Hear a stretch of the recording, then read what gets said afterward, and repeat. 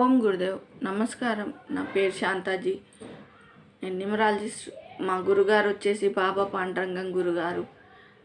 నేను చెప్పబోయే టాపిక్ వచ్చేసి మొబైల్ నెంబర్లో 9 అనేది ఒకటి ఉండాలి. ఎందుకంటే ధైర్య సంఖ్య అంటారు.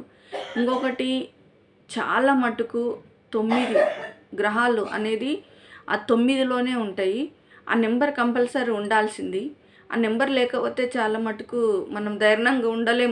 ఆ నెంబర్ ఉంటేనే ధైర్యం చేసి మన ఫోన్లో ఎవరన్నా మాట్లాడినరనుకో ధైర్యంగా మాట్లాడగలుగుతాము.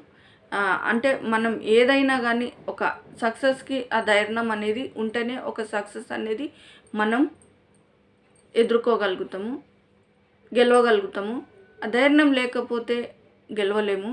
కాబట్టి మొబైల్ నెంబర్లో 9 అనేది కంపల్సరీ ఉండాలి.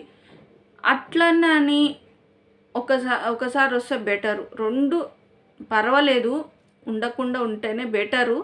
కాకపోతే మీకు 3 సార్లు, 4 సార్లు, 5 సార్లు 9 అనేది వస్తే ఎవరి మాట వినరు.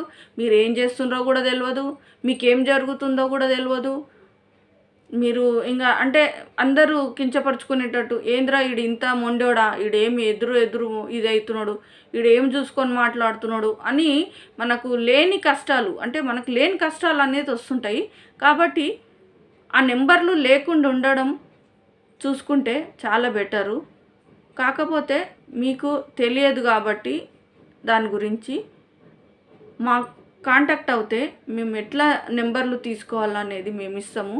లక్కీ మొబైల్ నెంబర్ అనేది మేమే ఇస్తాము.